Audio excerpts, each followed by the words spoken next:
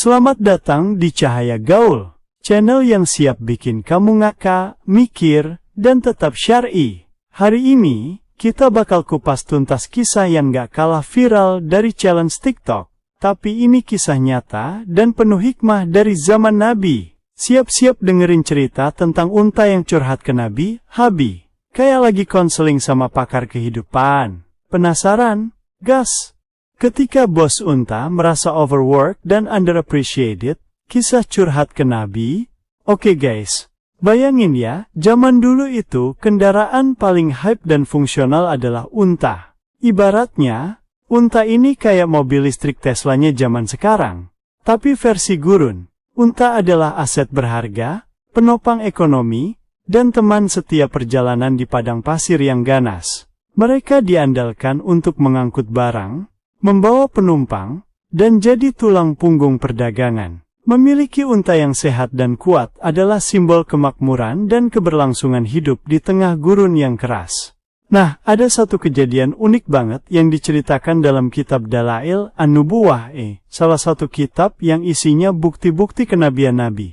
Ini bukan fiksi guys, ini beneran terjadi. Kisah ini diriwayatkan oleh Imam Al-Baihaqi, seorang ulama besar yang terkenal dengan akurasi periwayatannya. Kisah ini menjadi salah satu bukti nyata mukjizat serta kasih sayang Nabi yang melampaui batas akal manusia biasa. Suatu hari, Nabi lagi jalan-jalan santai di kebun salah seorang sahabat Ansor. Vibes-nya udah kayak lagi healing di nature gitu deh, menikmati suasana tenang setelah hiruk-pikuk Madinah.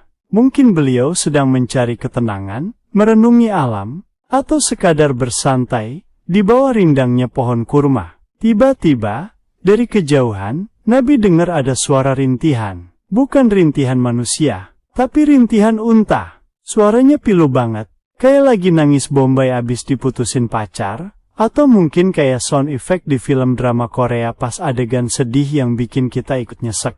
Nabi langsung penasaran. Ini ada apa gerangan? Kenapa unta ini merintih sebegini pilunya? Ada apa dengan makhluk Allah ini?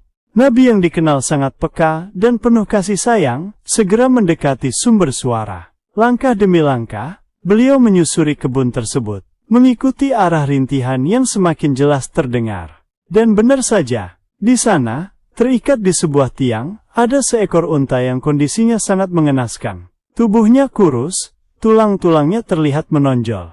Mukanya sendu, matanya berkaca-kaca, ada jejak lelah yang begitu mendalam di sorot matanya. Dari mulutnya keluar suara rintihan yang makin lama makin jelas, seolah-olah dia lagi ngomongin semua kesedihan dan penderitaan yang dia rasakan selama ini.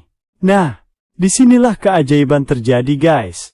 Saat Nabi mendekat dan mulai mengulurkan tangan beliau yang mulia untuk mengusap kepala unta itu langsung menengok ke arah Nabi.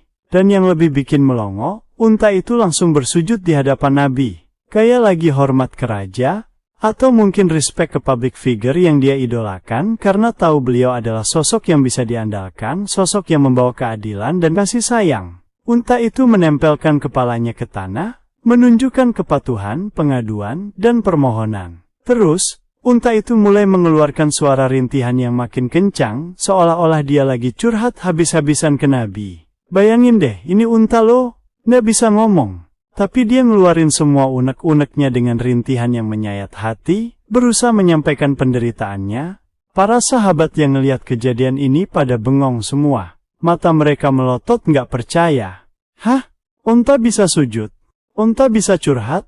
Ini beneran terjadi atau kita lagi ngehalu? Sungguh pemandangan yang luar biasa dan di luar nalar kebanyakan manusia. Mereka belum pernah menyaksikan hal seperti ini seumur hidup mereka. Kebingungan bercampur kagum terpancar dari wajah mereka.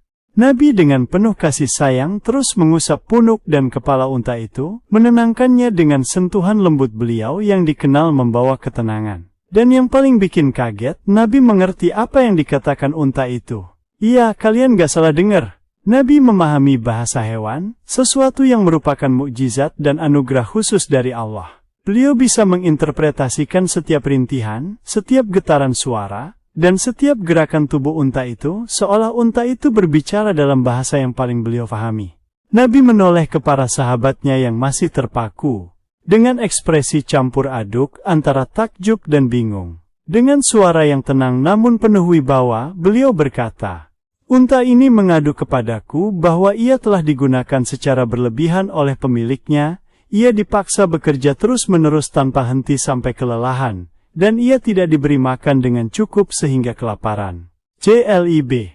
Para sahabat langsung pada kaget bukan kepalang. Ternyata unta itu curhat tentang work-life balance yang gak ada guys. Dia merasa jadi budak korporat yang kerjanya overtime terus sampai lupa waktu istirahat, tapi gajinya, makanan, gak sesuai.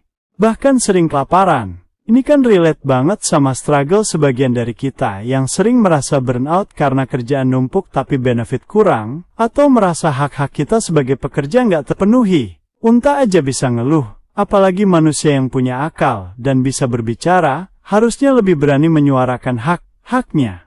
Nabi yang tak ingin menunda keadilan, langsung mencari pemilik unta itu. Tak lama kemudian, seorang pemuda Ansor datang, wajahnya terlihat cemas dan bingung melihat kerumunan di sekitar untanya. Nabi bertanya kepadanya, "Apakah unta ini milikmu, wahai pemuda?" Pemuda itu menjawab dengan gugup, "Iya Nabi, itu unta saya."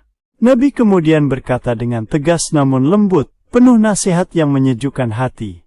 "Tidakkah engkau takut kepada Allah atas hewan ini yang telah Allah jadikan milikmu? Unta ini mengadu kepadaku bahwa engkau telah membuatnya kelaparan dan membebaninya di luar batas kemampuannya. Berhentilah menyiksa hewan ini, berilah dia haknya berupa makanan yang cukup dan istirahat yang layak."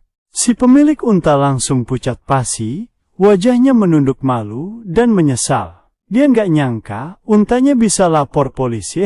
Lapor Nabi. Dia langsung merasa sangat bersalah atas perbuatannya, menyadari kekejamannya terhadap makhluk Allah. Dia berjanji akan bertaubat, tidak akan mengulangi perbuatannya lagi, dan akan memperlakukan untanya dengan lebih baik. Dia berjanji akan memberi makan unta itu dengan cukup, memberinya istirahat yang layak, dan tidak akan membebaninya di luar batas kemampuannya lagi. Setelah itu, Nabi mengambil kendali unta tersebut dari tangan pemilik yang zalim itu, dan menyerahkannya kepada seorang sahabat lain, yang dikenal memiliki sifat penyayang dan berjanji akan memperlakukannya dengan lebih baik.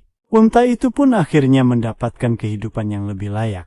Hikmah dari kisah curhat online Sang Unta. Kisah ini yang bisa kita temukan dalam kitab Dalail An-Nubuwah oleh Imam Al-Baihaqi, punya banyak banget hikmah yang relate dan worth to share buat Gen Z.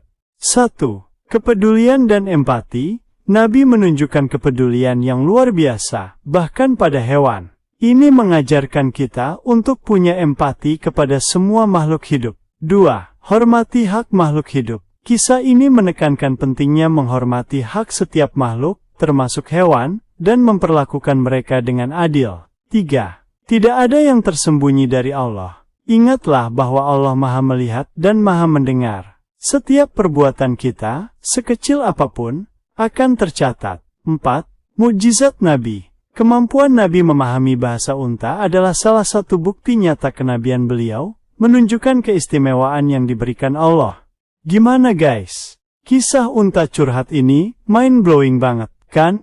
Gak cuma bikin kita senyum-senyum sendiri ngebayangin unta lagi drama, tapi juga ngasih pelajaran hidup yang dalam banget. Semoga kita bisa mengambil hikmahnya dan jadi pribadi yang lebih peduli, adil, dan berakhlak mulia.